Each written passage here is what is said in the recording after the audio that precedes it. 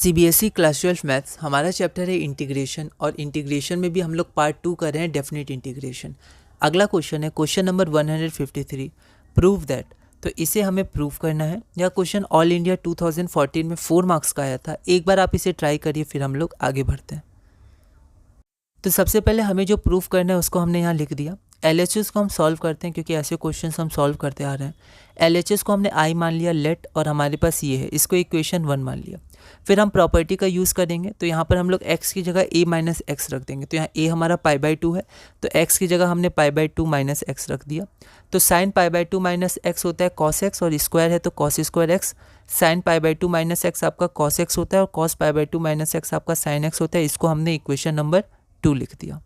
अब जैसा हम लोग करते हैं, दोनों इक्वेशन को ऐड कर देंगे। तो यहाँ हमने दोनों इक्वेशन को ऐड कर दिया, तो हमारा डिनोमिनेटर कॉमन हो जाएगा sin x plus cos x, और न्यूमरेटर हमारा हो जाएगा sin square x plus cos square x, जो कि हमारा 1 हो जाएगा।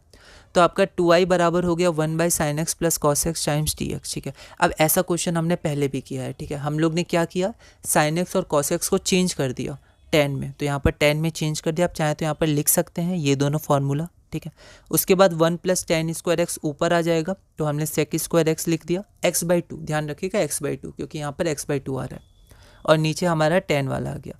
तो हम लोग फिर वही करेंगे, tan x/2 को t मानेंगे, तो sec square x/2 times dx 2dt हो जाएगा। सब्स्टिट्यूशन में लिमिट ज़रूर चेंज करेगा, उसमें बहुत बार गलतियाँ हो जाती हैं। जब हम लोग लोअर लिमिट, हमारा ए एक्स का लिमिट दिया हुआ है, तो जब लोअर लिमिट 0 है तो हमारा t की वैल्यू tan 0 0 हो जाएगा, और जब x π/2 है तो tan π/4 हमारा 1 हो जाएगा। इसको हमने इक्वेशन नंबर 3 में पुट कर दिया, तो हमारा ये आ गया। इसके बाद कंप्लीशन ऑफ स्क्वायर, ये क्वेश्चन हमने किया हुआ है ऐसा। तो यहाँ पर आपका आ गया a square minus x square. ठीक है, तो a square minus x square आपका लॉग है, ये लिख दीजिएगा, ये सब इंपॉर्टेंट फार्मूलाज।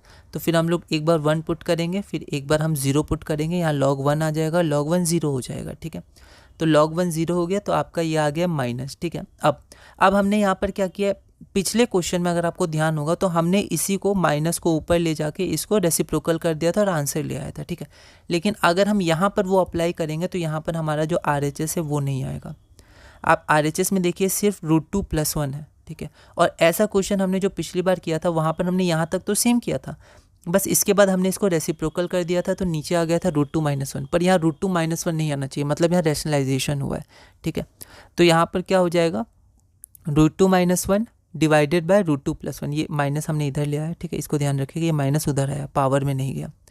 तो यहाँ पर रैशनलाइजेशन किया, तो यहाँ पर आप देख सकते हैं रैशनलाइजेशन करने पे ऊपर क्या आ गया, 2 - 1। ठीक है, अब एक बात और, हमने यहाँ पर रैशनलाइजेशन न्यूमरेटर वाले को क्यों किया, न्यूमरेटर वाले में फार्मूला क्यों लगा, जनरली डिनोमिनेटर वाले में फार्मूला लगता है। ऐसा इसलिए क्योंकि जब माइनस जाएगा यहाँ पर तो माइनस पलट देगा, तो जो न्यूमरेटर में 1 है वो डिनोमिनेटर में आ जाएगा, और हमने डिनोमिनेटर में ही 1 चाहिए था। ठीक है, तो डायरेक्ट डिनोमिनेटर को नहीं किया क्योंकि यहाँ माइनस साइन भी है ना। RHS में हम देखेंगे तो डिनोमिनेटर 1 है हमारा, तो न्यूमरेटर को हमने 1 बनाया रैशनलाइजेशन से, और √2 + 1 का होल स्क्वायर।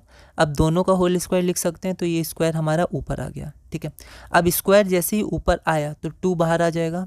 ठीक है, एक्सपोनेंट यहाँ पर क्या था, पावर में था, तो 2 यहाँ बाहर आ जाएगा, तो -2/√2 log 1/√2 + 1। अब इसकी वैल्यू क्या हो जाएगी, इसकी वैल्यू आपकी √2 हो जाएगी। ठीक है, और अब ये -1 को हम लोग यहाँ लाएंगे और इसको रेसिप्रोकल कर देंगे, तो √2 log √2 + 1। ठीक है, फिर एक गलती हो सकती है कि हमें ध्यान रखना, अभी भी LHS में एक 2 है, तो हमारा 2i है। ठीक है, तो ये 2 नीचे जाएगा, और अब √2 वापस नीचे आ जाएगा, जो हमारा RHS है। ठीक है, तो इसके बाद बेसिक सिंप्लीफिकेशन है, पर फिर भी थोड़ा आपको ध्यान रखना है, बाकी ये वैसे ही पहले जैसे ही क्वेश्चन है। तो i बराबर 1/√2 log √2 + 1 is equal to RHS, LHS is equal to RHS, hence proved. ठीक है, अगला क्वेश्चन है, आप प्रैक्टिस करिएगा, हो जाएगा। अगला क्वेश्चन है using properties of integrals evaluate, question number 154। तो यह question CBSE sample question paper 2017 में 6 मार्क्स का। तो ऐसा क्वेश्चन हमने पहले किया है ना। तो सिमिलर क्वेश्चन है क्वेश्चन नंबर 152, बस वहाँ पर sine alpha into sine x था।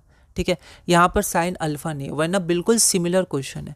तो एक बार क्वेश्चन नंबर 152 आप देख सकते हैं, इसका आंसर आपका आना चाहिए पाई। ठीक है, तो आप इसको ट्राई कर लीजिएगा। अगला क्वेश्चन है question number 155, evaluate this integral. यह क्वेश्चन ऑल इंडिया 2010 में 6 मार्क्स का आया था। तो एक बार आप इस क्वेश्चन को ट्राई करिएगा, अगली वीडियो में हम इसे सॉल्व करेंगे।